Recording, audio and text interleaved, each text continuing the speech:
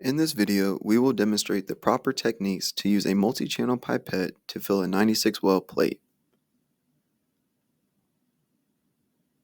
When using the multi-channel, it is important to note the different stops of the pipette. You will use the first stop to pick up the medium, then go through both the first and the second stop to expel all the liquid.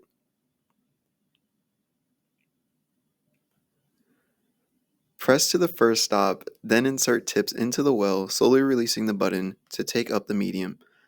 Perform a visual check to ensure that the medium is equal in each tip and that there are no bubbles or irregularities. Note for our experiment, we will not fill A1 with the carbon medium as done so here.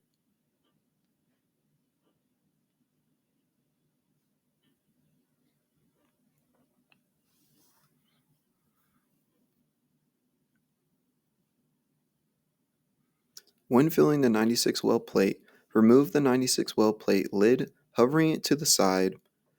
Staying within the sterile bubble, line the tips up with the correct wells, slowly pushing down through the second stop to release all the media. Keep the button pushed down until you fully remove the tips from the wells, or else you may end up removing some of the medium.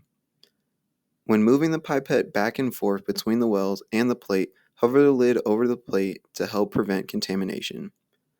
Continue this process for each column until the plate is full, discarding tips at the end or as needed.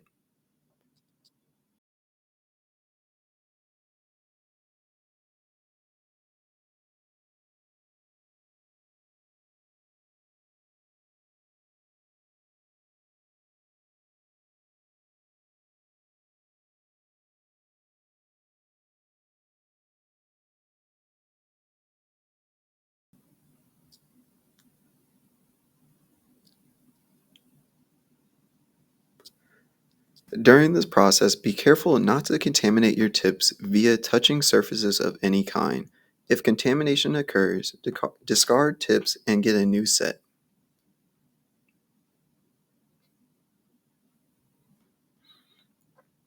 In the case of bubbles, expel all the liquid and try again, noting that you may need more of the medium in your well in order to fill your pipette tips fully.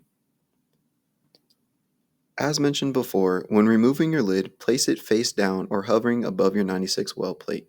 Do not place it face up, for it can lead to contamination of your experiment.